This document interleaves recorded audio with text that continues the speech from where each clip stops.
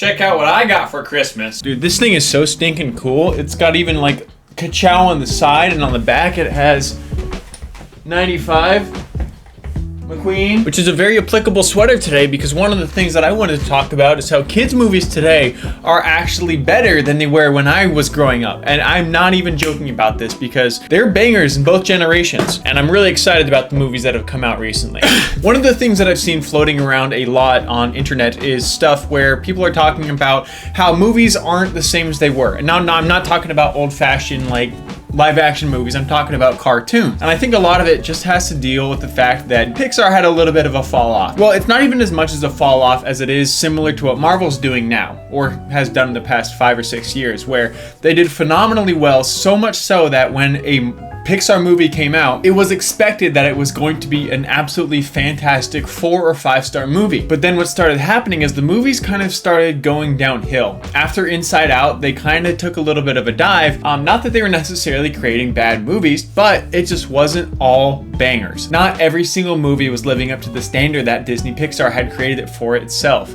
Even when they did separate, and some were just Disney movies and some were Pixar movies. The first movie I ever watched in theaters, in fact, was Cars, which, you know, kind of had a little influence on my life. I got my McQueen here, as you saw in the other videos, and I got my McQueen here, and I've got a McQueen car outside, which is actually getting sold tomorrow, so RIP to that. Kind of sucked as a car, but sure looked cool.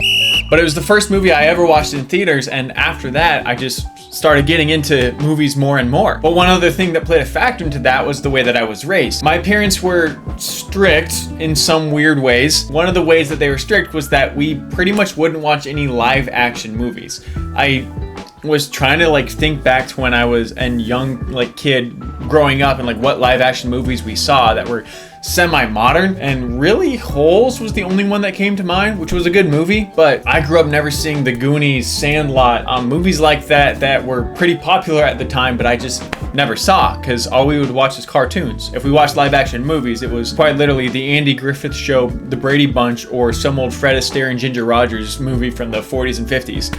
I mean, they're good movies, but it's just not exactly what you would expect. I'm not growing up with live action movies of my time. But because of that, we watched a lot of animated movies, and I began to have an affinity for those sorts of movies. It was one of those things where your childhood interest and what you grew up on influences what you like as an adult. Whether you want it to or not, it is the way that it is. In general, I just like animated movies more. That being said, there were some absolutely stellar movies of old that I absolutely loved. Cars, obviously, first and foremost. But then beyond that, there's fantastic movies like you could say Toy Story, which is an obvious one. Finding Nemo was great. Then there was also the DreamWorks movies like Shrek, which was really stupid but also really funny. Then there was also How to Train Your Dragon. Movies that had a cohesive story that wasn't just targeted at young people and it wasn't just targeted at adults. It did both of those so perfectly well because it was just a good story. Animation aside, didn't necessarily matter how beautiful it was, although it was done really well. The story was timeless. And that's something that for a minute was kind of lost in translation, but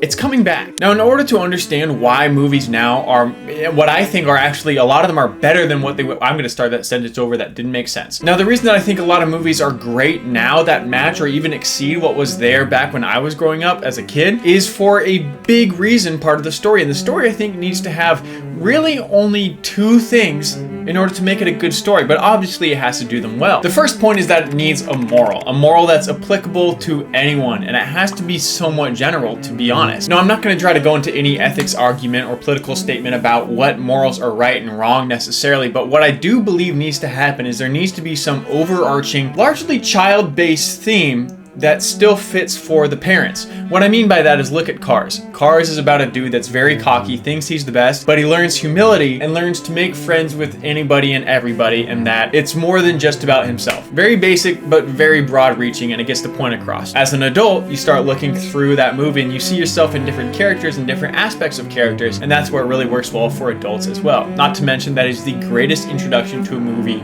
ever, and it's not even close. Live action or cartoon, the world peaked in 2006 there.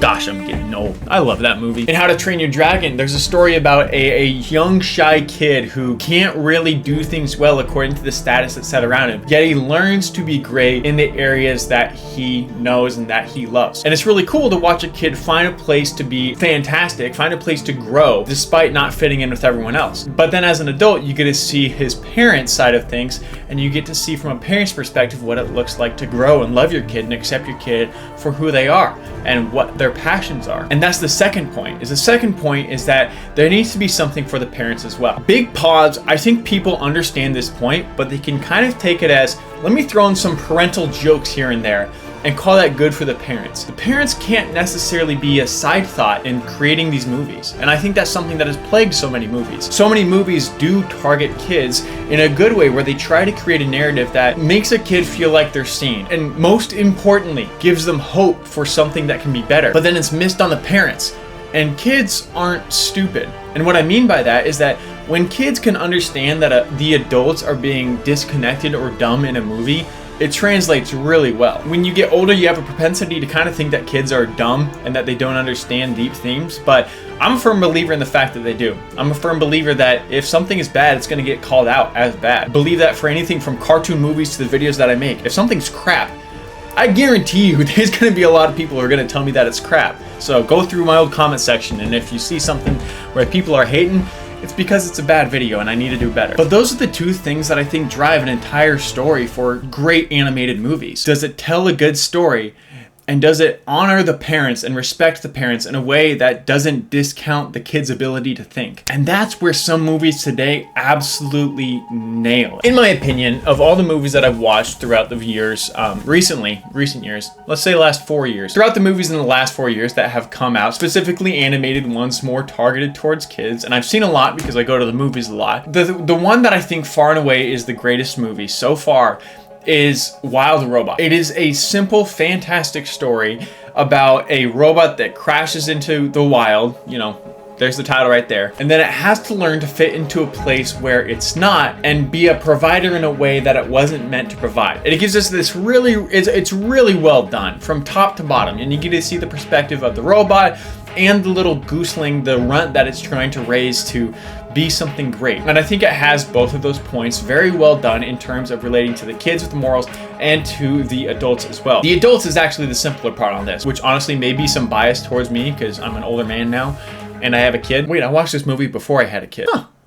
It was a good movie then. But from the parental side, because that's the most obvious, it's about a robot that learns to be a parent in a situation where it didn't want to be a parent. An unexpected kid pops up and you have to make the most of it and give it your absolute all. And it's a great moral and great story and well done. And from the kids side, I think it's really cool because it's a story of this young runt of a goose who has to make a trek, has to fly south for the winter, but it doesn't understand at all that it's a runt. It doesn't get that it's disadvantaged. And so there's great tension between the goose and the robot, and then the goose realizes it's disadvantaged. And because of clarity, it's able to create a new opportunity for itself through trusting the parental robot even more. It's really well done, and it is such a fantastic movie with such a fantastic soundtrack. But on the flip side of things, when you're talking about movies that are great, that but other movies that aren't as serious but are still fantastic are movies like Bad Guys 1 and 2. I was crying laughing during those movies because my sense of humor is horrible. Watch these videos and you'll realize that I'm fun to hang out with for maybe 5 minutes and that's it. Do not disturb, phone. Boo. Group chats. Bad Guys is a very, very funny movie. It's all comedy, it seems like, but yet it somehow beautifully mixes in morals of the story. It shows you a character who, again, thinks he was built one way, but learns that he doesn't have to be a bad wolf just because he is stereotyped as the big bad wolf. And same with the snake and the shark. It takes all these animals that are, you know, villains of a lot of stories and says, you know what? You don't have to be what you're labeled to be. And it's really well done. And it's one of those ones where even for the adults, the same message for kids, I think, is the one that applies to parents. There's no secondary parental figure that they can glean any information or wisdom from. They can simply look at the characters themselves and be like, you know what? Maybe I don't need to be a jerk because my mom was a jerk growing up. Maybe I don't need to abandon my kids and be cold because my dad was like that growing up. It's just, you know, it makes you think, and it's really cool. I'm overthinking things a lot, but that's still fun because the movies were enjoyable enough to the point where it made me want to dive in and find more than what was probably there. But nonetheless, it's a mark of a good movie. So one of the things about my jacket, even though it's like really blown out in the camera right now, is that it's red, just like the subscribe button. And just to name a few more movies that I think are fantastic just because I'm starting to get a little bit long-winded. So if you want some more good movies to watch, check these out. Puss in Boots, the new one, is a great movie. Good for adults because I think the villain is maybe a little intense for kids, but nonetheless, it's one where kids are going to be like, holy cow, that guy's freaking sick. And they're going to love watching that movie when they get older. Does a fantastic job at coming to the grips of reality that life isn't something that can necessarily be thrown away. And with the dog, just because there's someone who's weird and doesn't fit in, it doesn't mean that they aren't a good person and can't be a friend to you or to anyone else. It's really well done. The Mario movie wasn't necessarily my favorite movie, but it was just a plain old good movie. Front to back, nothing special to write home about, but it nailed the idea of try hard and you can do it despite all odds. Just go for it and you can make it happen, and I think that's really cool. And then Elemental was a fantastic movie as well. Really played off the idea that obviously opposites can attract, not necessarily even in just a romantic way, but simply saying you can coexist with someone who seems to be an opposite person as you. Just throughout life, you could do life with someone else who isn't like you, and it's really well done, and it's simple, and I like that. And there's so many more movies that you could put down that are great, that are like that today, and it's really cool to see animated movies continue to get better and better. Now, you may not continue to always see DreamWorks be the ones that are at the top, or Pixar that's always at the top, but there's going to be someone who seems to consistently be at the top because I think people understand movies. There were some maybe a little bit of duds in the middle of between, let's just say, 2014 and 2019, but you know what? Everyone has a hiccup now and then, and it's coming back. So I do firmly believe that movies now are getting to be better than what they were when we were kids. Now, I'm not saying the margin is huge at all. In fact, it's probably razor thin, and I would be willing to bet that people who are my age and older will disagree that movies now are better than what they are. And I think people that are younger than me significantly by like 5+ years are going to think that the movies now are better than anything we had back then. They're probably going to think what we had then was boring and the CGI really wasn't that great. Let's be honest, it probably wasn't. But then again, people who are older than me thought that some of the Pixar movies were really weird and stupid because they grew up on hand animated, beautiful works of art. It's all different. It's all subjective. But I think the point that transcends everything is the morals of the story. What does the story itself tell you? If it's a good story, it's going to be heard, it's going to be seen, and people are going to love it. So let me know what your favorite movie is. It has to be animated though, and it can't be something stupid. If I don't like it, I'm going to make a video about it, and I don't care what your opinion is.